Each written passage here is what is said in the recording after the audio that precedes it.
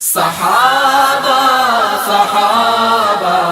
ہمارے صحابہ ہمیں جان و دل سے پیارے صحابہ. سلام ان پر سلام ان پر سلام ان پر صدیق اکبر صدیق اکبر صدیق اکبر صدیق اکبر.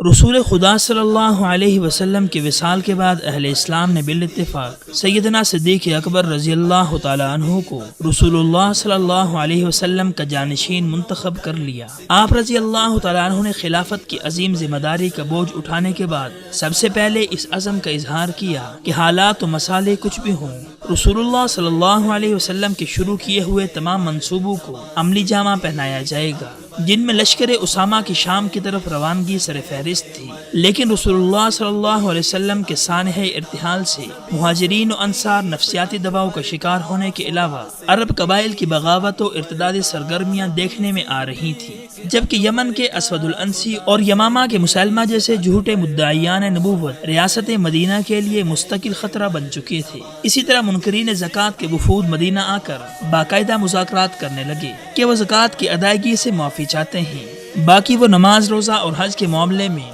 اسلام کے روش پر رہیں گے اور ہر حال میں لا الہ الا اللہ محمد رسول اللہ کہتے رہیں گے. چنانچہ حضرت ابوبکر رضی اللہ تعالیٰ عنہ نے ان کے مطالبات کو یکسر ٹھکراتے ہوئے ان سے اعلان جنگ فرما دیا اور کہا کہ اگر یہ رسول اللہ صلی اللہ علیہ وسلم کے دور میں اونٹ کے ساتھ رسی بھی ادا کرتے تھے تو اب وہ بھی وصول کی جائے گی. چنانچہ ان حالات میں لشکر اسامہ، جس میں حضرت عمر فاروق رضی اللہ تعالیٰ عنہ جیسے جلیل القدر صحابی بھی شامل تھے، اس لشکر کی روانگی ایک بڑے چیلنج سے کم نہیں تھی. کبار صحابہ کرام کے اصرار کے باوجود آپ رضی اللہ عنہ نے یہ کہہ کر اپنے عزم کا اظہار کیا کہ باخدا مجھے یہ خوف ہوتا کہ مجھے جنگلی درندے اچک کر لے جائیں گے تو بھی اسامہ اور اس کے لشکر کو بھیجنے میں گریز نہ کرتا. بالآخر لشکر اسامہ کو مہم جوئی کے لیے ضروری ہدایات کے ساتھ روانہ کیا گیا، جو شام کے اطراف میں کامیابیوں کے جھنڈے گاڑ کر 2 ماہ اور کچھ دن میں مدینہ واپس لوٹ آیا. یوں لشکر اسامہ کی کامیابی کی وجہ سے مسلمان نفسیاتی دباؤ سے نکلنے میں کامیاب ہوئے اور انہیں از سر نو اپنی قوت کا احساس ہوا.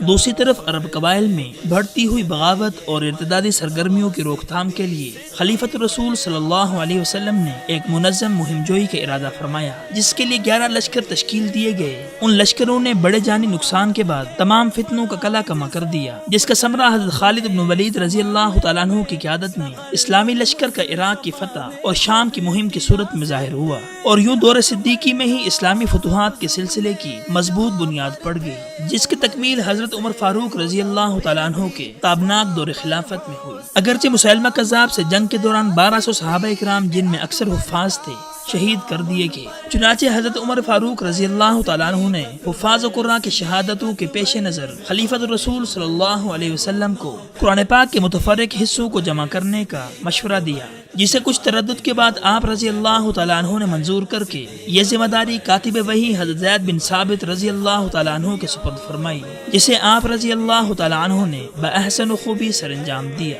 پس ہجرت کے 13ویں سال جمادی الثانی کے آخری عشرے میں آپ رضی اللہ تعالیٰ عنہ بیمار ہو گئے. اس دوران ام المؤمنین اور آپ رضی اللہ تعالیٰ عنہ کے صاحبزادی حضرت عائشہ صدیقہ رضی اللہ تعالیٰ عنہ نے آپ کی تیمارداری کے فرائض سر انجام دیے. بیماری کے دوران آپ رضی اللہ تعالیٰ عنہ نے وصیت فرمائی کہ مرنے کے بعد انہیں 2 طیب اور طاہر کپڑوں میں غسل دیا جائے، جن کو پہن کر وہ نماز ادا کیا کرتے تھے. بالآخر 22 جمادی الثانی 13 ہجری پیر کے دن مغرب و عشاء کے درمیان 63 سال کی عمر میں آسمان صداقت کا آفتاب غروب ہو گیا. یوں ایک عظیم انسان، ایک بڑی سلطنت کے حکمران اور خلیفۃ الرسول کو ان کی وصیت کے مطابق پرانے کپڑوں میں ہی کفن دیا گیا. آپ رضی اللہ تعالیٰ عنہ کی نماز جنازہ سیدنا فاروق اعظم رضی اللہ تعالیٰ عنہ نے پڑھائی، جس کے بعد آپ رضی اللہ تعالیٰ عنہ حجرہ اما عائشہ صدیقہ رضی اللہ عنہا میں امام الانبیاء صلی اللہ علیہ وسلم کے پہلو مبارک میں ہمیشہ کے لیے محو استراحت ہو گئے. سلام ان پر صدیق اکبر صدیق اکبر،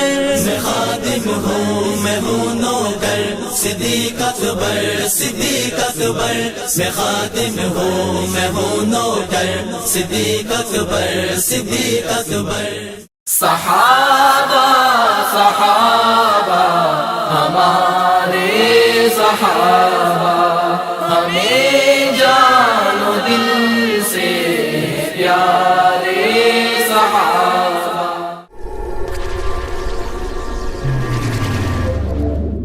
وصال اردو